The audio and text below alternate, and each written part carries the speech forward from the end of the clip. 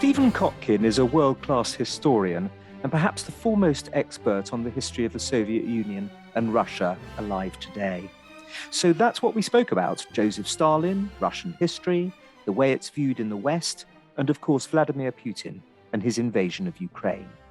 Stephen, who taught you history, and when do you remember thinking that you'd like to be an historian? Yes, well, that question is slightly involved because I went to university in the sciences, but I was unable to endure the sight of blood in the medical school, and my medical career ended with very high grades, but in my own vomit on the floor of the operating room in the University of Rochester Hospital as a sophomore. Is that literally true? Yes, it is. Wow. I was in organic chemistry, did really well, and was admitted to a molecular biology class, which had a fieldwork component at the hospital. And then at the end of my sophomore year, I was supposed to be admitted into medical school in a special program. University of Rochester, where I went for my undergraduate degree, had an admission to medical school early. But the operation, which was a right carotid artery scrape, because we didn't have Lipitor yet. And so to remove the plaque from the arteries, you actually had to open up the jugular and clean it out. And I had never seen anything like that before, and I've never seen anything like that since. And I didn't make it to the restroom. And my medical career ended, and I majored in British poetry. Where there's not that much blood. But you wound up writing the biography of the man of blood, Joseph Stalin. Well, majoring in British poetry, I had this meeting with my advisor in the English department, who said to me, you need an allied field in English, because English is 8 courses in English and 4 in an allied field. And I thought for a moment, and I said, well, I have 4 semesters of mathematics. And it was the kind of mathematics that no longer had numbers in it. And he looked at me and frowned and said, no, history. So he put me in 4 history courses the next semester in order for me to graduate with the BA in English. And I had Perez Zagarin for Tudor Stuart England. I had Christopher Lash for the history of America. And I had Eugene Genovese for the rise of capitalism, and a 4th one that was less memorable. And I ended up double majoring in history and going to graduate school for history rather than English, but not in Russian history. When did that come into your life? That was my 3rd year of the PhD program at Berkeley, when I was kind of floundering for an advisor. I started in French history. Everyone had a goatee and drank a lot of coffee. I've never had a cup of coffee in my life. Neither have I, actually, funny and enough. I don't have facial hair. And I'm also not favorably disposed towards leftist revolution, so I didn't fit. As a result of which I abandoned French history for Habsburg history. But the advisor for Habsburg history, after I had learned Czech in order to impress him, told me he doesn't take PhD students. And so that was a bit of a dilemma. And the short answer is Martin Malia, the great historian of intellectual history, was at Berkeley, and I gravitated towards him and started learning the Russian language. And then Michel Foucault also had an influence on me, the French philosopher, who told me it would be interesting to apply his ideas to the study of Stalinism. So I ended up crazily beginning to learn Russian 3rd year of the PhD program instead of taking my exams, which I put off. And I had a crash course in Russian. And 4 years later, I was an assistant professor of Russian history at Princeton University. And Martin Malia, who you mentioned, argued in his book The Soviet Tragedy in 1994 that because of the Soviet system's need for political and economic totalitarian control, it couldn't tap the full reservoir of human potential, regardless of the propaganda and ideology claiming that it could. How do you feel that that theory has stood up in the past quarter century? I think we've come to understand that totalitarianism, not in the straw man version, but in the sophisticated version, is a very powerful theory, and it's also a very powerful analytical concept in our response to such regimes. So I think Malia won that debate. Mostly what you see is a Friedrich Brzezinski simplistic straw man version of totalitarianism, which you can then smell the straw burning on the page as they are getting ready to undo that theory. They portray it as simplistic and idiotic, which it was, unfortunately, in their version, and then they think they're done with it. But Malia's version, Jan Gross's version especially, which came a little bit later, was absolutely spectacular, and that's the version that I believe I helped advance and adhere to this day. Tell us about Paul Gregory's Soviet Archives workshop here at Hoover. What did the opening of the Russian archives after the fall of communism tell us about Stalin that we didn't know already? So Robert Conquest got most of this right. He was here at the Hoover Institution for decades, as you know. Great man. He wrote the most important books, really, already in the 60s. He later became an advisor to Prime Minister Thatcher, as you know. He wrote poetry. Conquest got the system more or less right. It's not like we got into the archives and we discovered, oh my word, it turns out it's a constitutional rule of law order.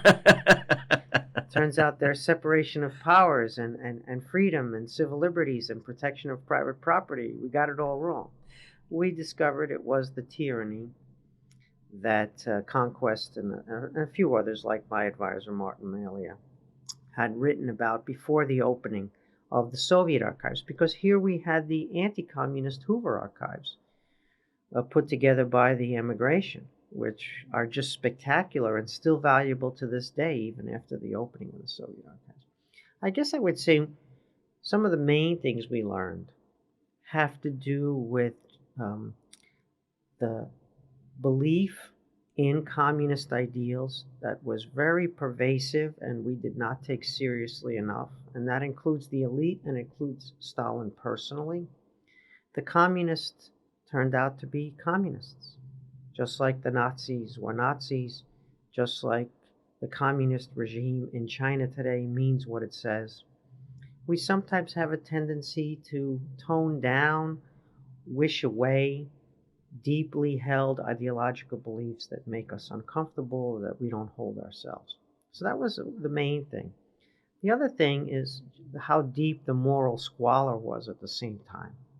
So you have these convictions, deeply held convictions on one side, and then you have all of these means to enact those convictions that are more squalor than squalor, honestly. And you learn it and you see it, and still it makes a very profound impression on you. And give us an example of what you mean.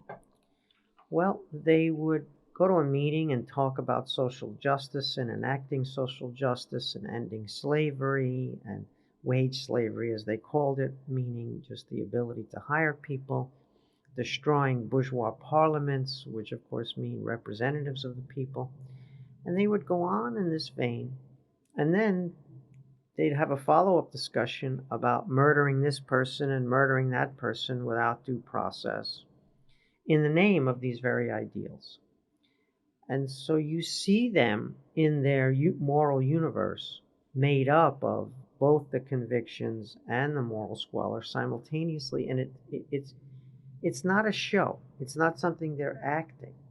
They actually are very ready, willing, and eager to put in practice the horrors that Conquest and others documented and that we know even more about in the name of those very ideals.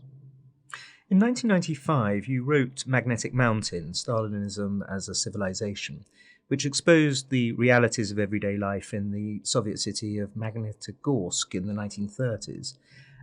Was the life of ordinary people there as dreadful as one might imagine it to have been? It was, but they didn't all think that. The paradox of the 1930s, or the rise of the Stalinist system, was that the deprivation was very severe, the repression was extreme, And yet, people, not all, but many, in fact, probably a majority, felt that they were building a new world of peace, justice, abundance, despite the obvious deprivation, despite the arbitrary, unjust repression around them. They were willing to suspend, as it were, the disbelief in the reality that they were seeing in order to believe in or hope for this radiant future that they were supposedly building. Remember, they were young. The Soviet Union was the youngest country in the world at the time as far as major economies go. It had a huge proportion of its population under the age of 25, which is another reason that confronting the Nazi land army proved to be a lot easier for the Soviets than people understood. But these young people, instead of having mundane lives, instead of waiting to climb the ladder forever in career terms, they were building this new world. And so you screw in a bolt or a rivet, and it's not just a bolt or a rivet, but it's a strike against the international bourgeoisie. And so this mundane activity suddenly becomes world historical. And of course, you're bathed completely in all of the propaganda about who you are and what you're doing and building this new world. And despite everything they saw going on around them, which could have led to doubts, many of them believed all through the end of their life. Lev Kopolev is the best example. Your listeners would enjoy his Education of a True Believer, which is probably the single best book to understand the phenomenon of the rise of Stalinism that I described in Magnetic Mountain. Give us that surname again while I note it down. Lev Kopolev, who was a Germanist and forced into emigration, like Solzhenitsyn. Solzhenitsyn, of course, came here to Hoover and then settled in Vermont in the United States. Kopolev settled in Germany. He's less well known to the Anglo-American sphere. But Kopolev's Education of a True Believer charts this youthful acceptance, desire to believe, and participation in mass crimes. And then there's a regret later on in his life while he's in emigration, writing his memoirs, but truthfully writing about the fact that he did believe in this and did participate in it. In September 1931, when Stalin discovered that his then 73-year-old history teacher from seminary was in prison in Tiflis, he ordered Beria to release him. Did Stalin's sense of Russian and Georgian history come from his reading in the Tiflis seminary before he discovered Marxism-Leninism? He discovered Marxism-Leninism, of course, at the seminary, so I would argue for simultaneity in his development. The seminary is clearly enormously influential on him. He's not allowed to go to university. He can't attend university. There are restrictions on people from the provinces who can attend university and other restrictions. He does make it to the seminary. He's an excellent student. He has some good teachers. He reads a lot of books, including eventually underground literature or forbidden literature that circulates secretly among the students. He doesn't quite finish the seminary. He misses the final exams of his last year, so he actually didn't graduate. And of course, he didn't become a priest, monk, as his mother lamented later on. But nonetheless, what's interesting about is he began a process of continual self-improvement, where he got some formal education, not a small amount for someone in his time period and that region, quite a lot of education relative to the rest of the population, but also becoming an autodidact and teaching himself and acquiring a lifelong passion for books. You point out that both Ivan the Terrible and Peter the Great had far tougher earlier years than Stalin. Which czars did Stalin admire and why? Stalin was about power. And so the more power you accumulated, the more power you exercised, especially on behalf of reasons of state and the advance of Russian imperial power, the more he admired you. And so if you had pangs of conscience, if you worried about arresting, let alone assassinating, that is, murdering people, summarily executing them, he had less respect for you. So the wafflers, those who hesitated, those who potentially set Russia back, bothered him, but he loved the czars who were powerful and showed their teeth. And so, of course, Ivan the Terrible, he had a fascination with Ivan all the way through the end of his life. Peter the Great, as you mentioned, Alexander. Of course, Alexander the First got to Paris, as Stalin pointed out when they congratulated him when he alighted in Berlin in 1945. And as well, though, we should remember that there were monarchs or shahs of the Persian Empire, of medieval Georgia, and he was very familiar with that history as well, and he admired many of those figures who would be less well known to your listeners. Did he admire Catherine the Great for the extension of the empire under her? Yes, of course he did. He had a Marxist-Leninist worldview, and so he felt that Catherine, like Peter, served the interests solely of the capitalist class. So he differentiated. He said, yes, they were state servants, but they were state servants of a particular class variety. So his admiration for Peter or Catherine was always limited by his class analysis. And this we need to remember. He was not only a statist in the Russian tradition. You write of Stalin having, quote, an uncanny fusion of Marxist convictions and great power sensibilities, of sociopathic tendencies and exceptional diligence and resolve. How do you explain these seeming contradictions in his personality? Most people are not flat characters, but they're round characters, as E.M. Forster once famously described the characters in a good novel, round as opposed to flat. Real life is complex, personalities are complex, evil is human. And Stalin was an enormous talent. That's not to say that I share his values or I share any admiration for his methods, but we cannot dismiss the fact that he was a talented individual and recognized as such by all those closest to him in the inner circle. Well, let's remember he resigned half a dozen times in the 1920s, either orally or in writing, and every single time the rest of the leadership, the rest of the people in the Central Committee rose up and declined to accept his resignation. If they had perceived that he was a threat to them personally or that he was incapable of carrying that state on his back, they would have gladly accepted his resignation. And so Stalin was a figure that we should not underestimate. Trotsky spent his entire life, until Stalin had him assassinated from afar, belittling Stalin. And too much of the Trotsky viewpoint on Stalin has entered the literature and entered our consciousness, that Stalin could never have been an intellectual of the class of Trotsky. He could never have written well or been smart enough to have outperformed Trotsky, and on it goes, this critique, which of course is false. And talking about his resignations, after the German invasion, the Operation Barbarossa, he then withdrew to his dacha, didn't he, for a small period, and the Politburo came to him again, asking him to take up his position. You're exactly right. The first 6 days of the war were absolutely catastrophic from the Soviet point of view.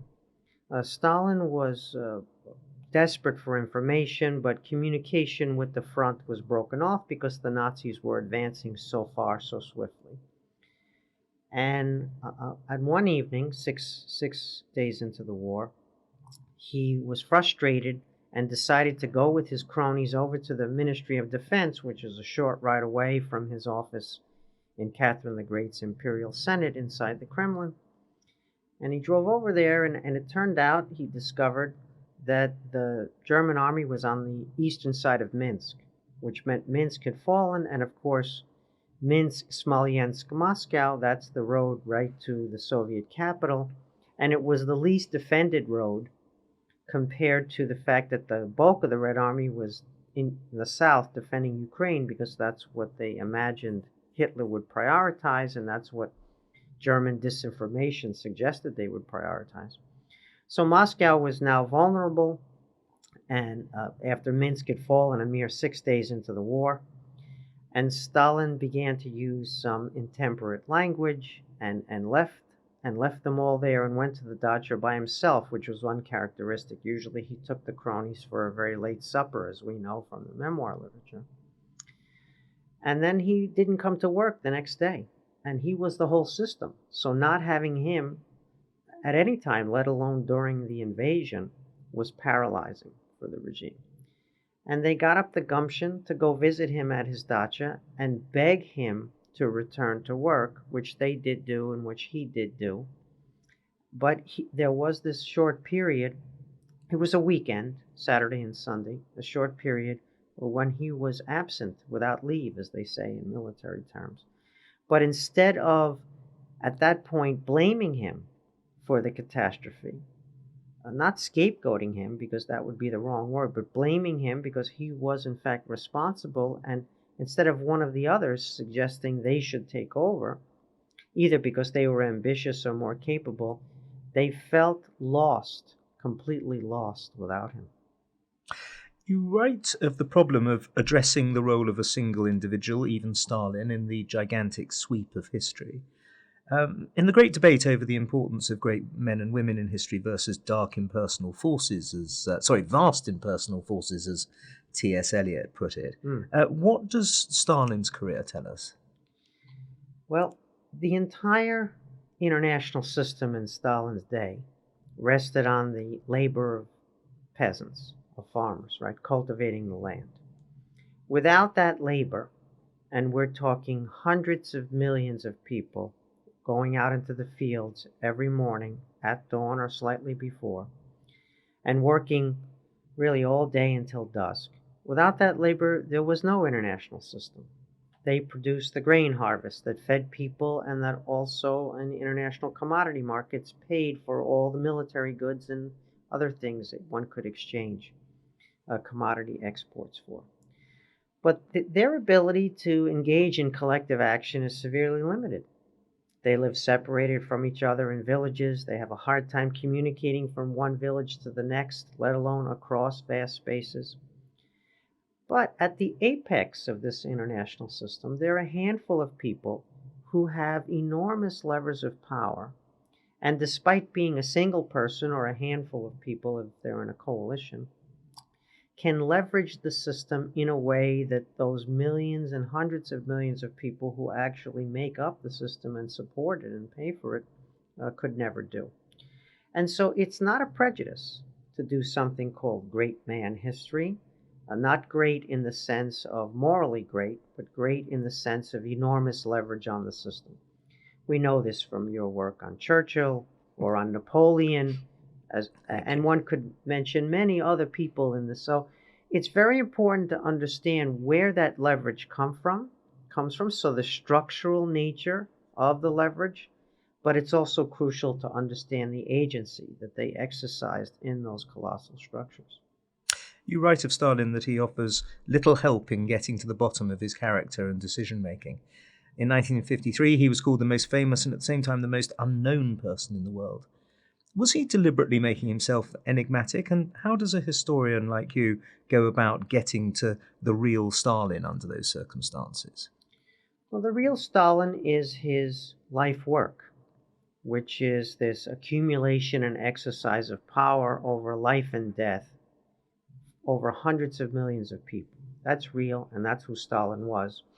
And he became Stalin in the process of acquiring that power and exercising it. He didn't become Stalin because of how he was treated by his mother and father, or by his teachers in school, or by any other major events in his childhood. He became Stalin because he was in a position of absolute power for decades in a major country, and in a major country that had the ambitions to be in the first rank of powers, but didn't have the capabilities necessarily. and resorted, as they always do in Russia, to coercion to try to manage or make up the gap with the West. That's how he became Stalin, and that's the real Stalin. But then if you're talking about what we might call his innermost thoughts, did he have pangs of conscience? How did he understand the fact that he was accusing all these people of participating in treason and conspiracies, which on the face of it was just improbable? And so that's the Stalin that remains enigmatic for us, right? The one where it looks like an intelligent person, quote, could not believe all of this, unquote. And yet, evidently, Stalin was persuaded of conspiracies that you and I would dismiss out of hand. And so we have to look at the world from his point of view, less from ours. But even then, we have trouble because there's so much of the propaganda, both pro and anti-Stalin, that got in the way. And so few of his minions survived to write about it. And of course, Stalin, unlike Hitler, never delivered those recorded table talks. In the first volume of your Stalin biography, Paradoxes of Power, you made the controversial but convincing case that Lenin's famous testament, or you call his so-called testament, had in fact been written by his wife after his stroke. Would you like to give us some background to this and explain the significance and the consequences of it? Lenin was ill much earlier than we understand. He was ill already in 1921, a mere 4 years into the revolution. It looks like he had some congenital problems, neurological problems. And he had his first stroke in 1922. In fact, he promoted Stalin to General Secretary of the party in April of 1922. Lenin expressly created that position, General Secretary of the Communist Party, for Stalin. We have that document in Lenin's hand. And the next month, Lenin had a major stroke. It was the first of a series of 4 major strokes. And he lost the ability to write and the ability to speak for a time. And it came back, it went away again with the next stroke. And so Lenin was more or less incapacitated over the last 2 years of his life, a little bit less. Spring 1922 through January 1924 when he passed away.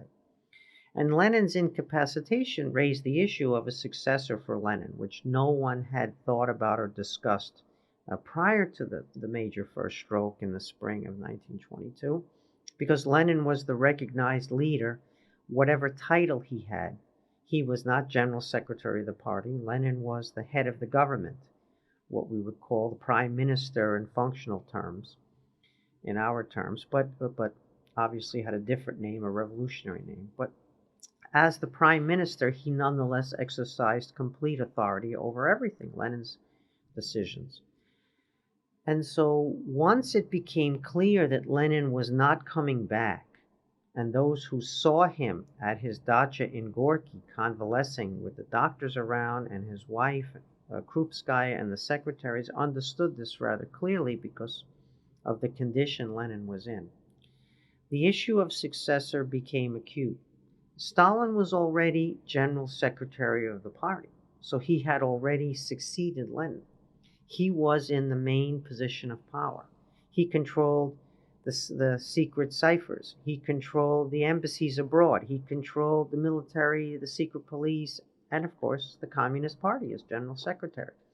So Stalin had all the levers of power in his hand. Lenin didn't intend to make Stalin his successor. He intended to make Stalin his right-hand man while Lenin continued in power. But the stroke, obviously 6 weeks after creating that General Secretary position, changed the game. And others began to agitate mostly against Trotsky, who was detested by everyone who knew him. And this also played into Stalin's hand. But all of a sudden, a document appeared, which was supposedly Lenin's dictation. And this document became known as Lenin's last will and testament, or his political testament. And it came in a couple of varieties. including a kind of codicil or a second piece, which called for Stalin's removal as general secretary. But at the same time, the documents from the doctors indicate that Lenin couldn't really speak. He spoke in sort of gibberish, childlike sounds and grunts. And so the suspicion is that Krupskaya, who didn't like Stalin and didn't want Stalin to succeed Lenin, was a party to concocting or interpreting, if you prefer, Lenin's wishes at this time. We don't actually have dictation from Lenin in the hand of one of his secretaries, which we have for other documents late in life, where he would speak and the secretaries would write it down in dictation and then type it up. All we have is a typescript without the dictation. So I think the burden is on those people who believe the testament is real to demonstrate that it is real, because it doesn't look like it's the case. You say that Trotsky was detested. Was this because of anti-Semitism or his acid wit or his politics or something else? The other Jews in the regime detested Trotsky. Kamenev and Zinoviev, both of whom were also Jewish, detested Trotsky. To know Trotsky was to detest him. In 2017, in the Wall Street Journal, you wrote, "Though communism has killed huge numbers of people intentionally, even more of its victims have died from starvation as a result of its cruel projects of social engineering." You put the numbers of deaths from communism at 65 million people between 1917 and 2017.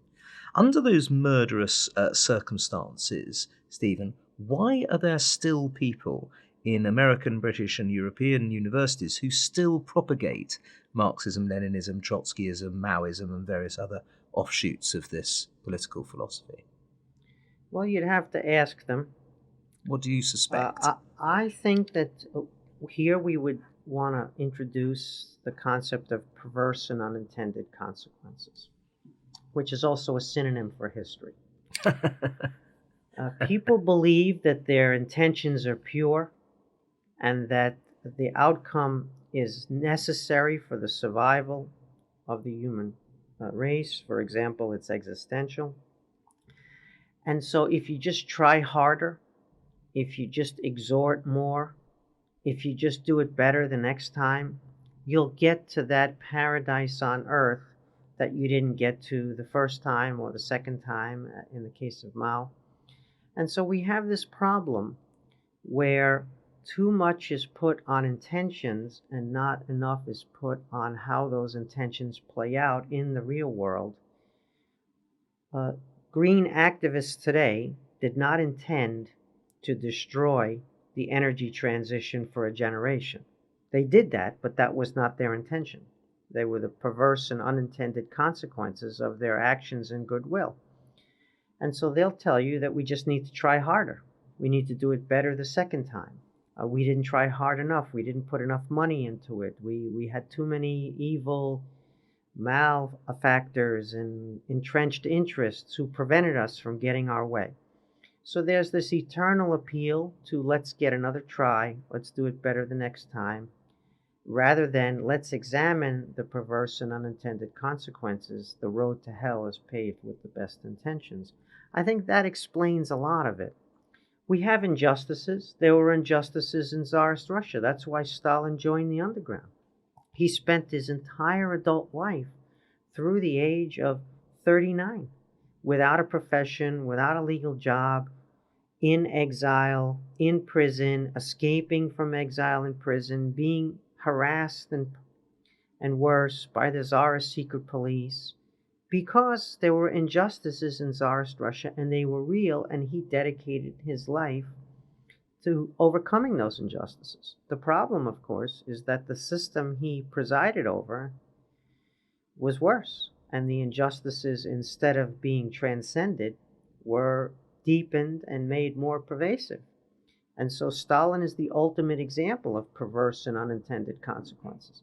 He didn't sacrifice those 39 years without profession, without an income, in poverty, living in Siberian exile, because one day later in life he thought, if I do all this, I'll be able to murder 18 to 20 million people. It was on behalf of these ideals, as we were discussing earlier, but the perverse and unintended consequence could not have been more profound. And when sometime in the mid-1990s, Michael Ignatieff asked Eric Hobsbawm whether the death of those tens of millions of people was justifiable in order to try to create a new society, Hobsbawm immediately said yes. The Doesn't the very fact that trying to get to that new society lead to so many deaths in and of itself obviate any good that society might finally have? You cannot get to freedom, abundance, and peace. You cannot get to happiness through murder. There's just no way that those kinds of methods can get you to those kinds of aims or those goals and intentions. And so, yes, the handwriting is on the wall. In fact, Mao Zedong saw everything that happened in the Soviet Union, the famines, the mass deaths, the whole story. And he did it again. And he did it again on purpose. He didn't say, oh, I'll do it better my time because I'll be more careful, I'll be smarter. He did it knowing that it would require mass murder, potentially mass starvation. Many of the Marxist-Leninists today are not like Mao in the sense of willing to kill people, but they don't understand the connection between the destruction of people's liberty, of private property, of markets, and the full statization and the kind of tyranny that results from that. Because they either in denial of the history that we're talking about, or as I said, they believe that they'll do it better the next time and that their intentions are pure. Which brings us on, of course, to the modern totalitarians, to Vladimir Putin and President Xi. In Putin, we see a leader who uses history a good deal to justify his actions, of course, especially with the invasion of Ukraine. How good a historian is he? He's right that there are tendentious interpretations which inflict upon Russian interests some distortions. So there's some truth to his critique about the 1930s leading to World War II, about the role of Poland in some of the 1930s machinations. There is a small kernel of truth in some of what Putin is saying. But of course, the larger story is his own distortions and manipulations on behalf of the criminal war that he unleashed against Ukraine beginning in 2014 and then expanded in February 2022. So, however, he's taught us a lesson here, which is to say that we need to know and use our history well because others will use it if we don't. And if we don't know the history that he's manipulating, we won't understand that he is manipulating that history.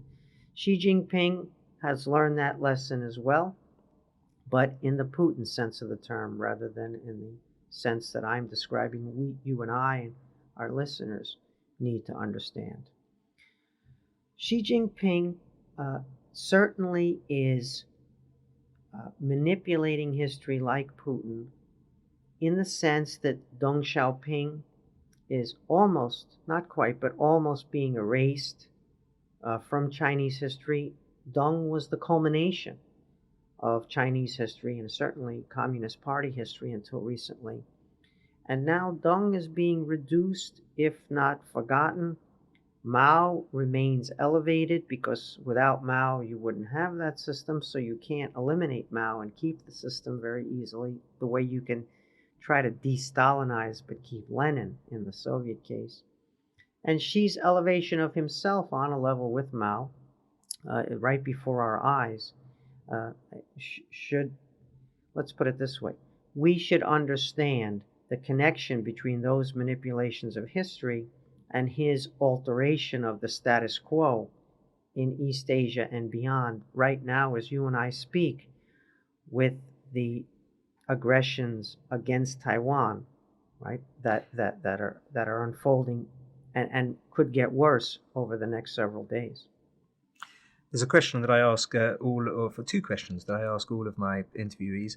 What history book or biography are you reading at the moment? I read a lot of books on China. I spend at least half of my time reading books on China and have done so for the past 2 decades. My current favorite, I read not long ago, is Eric Schwartzel's book on Hollywood and China, which is just an unbelievably well-reported, exacting story about how Hollywood is doing China's bidding in the propaganda war against the West. During the Cold War, we supported a number of cultural organizations, some clandestinely, to get the West's message out against their propaganda. What we see now is big money supporting Chinese propaganda in Hollywood. Richard Gere hasn't had a part in a major Hollywood movie since 2012, which happens to be the time when he began to support Tibet and Tibet's cause politically against the Chinese regime. Eric Schwartzel's book, he's a Wall Street Journal reporter, is a great read in addition to a great history lesson. It's a terrifying story of appeasement, essentially, isn't it, what Hollywood's been doing? And worse. Yes, you're right. And what's your favourite historical what-if? Your counterfactual. Oh, that's a very hard one to answer, Andrew, because I have so many. Had Lenin, had the would-be assassin of Lenin in 1918 had better aim and killed him, etc. But let's settle on the Hong Kong one of 1945, which I think is underappreciated. In 1945, as you know, the United States quickly issued a proclamation about which areas under Japanese control would surrender to whom. The Japanese surrender took the Americans by surprise, even though the Americans had dropped the 2 atomic bombs and had been hoping the Japanese would surrender. And they were very hurried in this proclamation. And they declared that Hong Kong, under Japanese control, that the Japanese would surrender there to Chiang Kai-shek, the nationalist government of China. But the British would have none of that. And they insisted that they would return to Hong Kong. And the Americans were forced eventually to accept this. They tried to compromise. The British rejected even the compromise and took Hong Kong back themselves. And as a result, Hong Kong became, under British rule, a major international financial center with the rule of law that was largely responsible for the Chinese communist economic miracle. Had the Chinese communist regime inherited Hong Kong from Chiang Kai-shek in 1949 when Mao took over the whole country, there would have been no British Hong Kong, no international financial center with the rule of law, no gigantic mechanism to direct foreign direct investment into mainland China on market principles rather than communist principles, and we would not be facing the China that we're facing today. So that's a pivotal moment. You're blaming it on the British. Of course, it was British from 1898 to 1941. So we had it. I think it's perfectly understandable that Churchill would have wanted it back after 43 years of uninterrupted British control. I'm not blaming anyone, Andrew.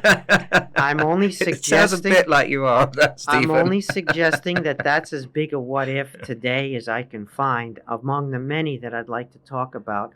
And of course, Britain by treaty turned Hong Kong over to the communists in 1997. Well, we had a 199-year lease on it. We didn't have much say, unfortunately. And the result has been that the communist regime in Beijing has been willing to damage and potentially destroy this international financial center with the rule of law for purely political purposes and damage this great asset that they were handed on a silver platter by the British, unfortunately.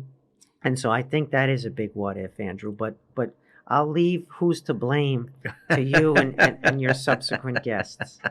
You are kind. Stephen Kotkin, thank you very much indeed. Oh, thank you for the opportunity to be here.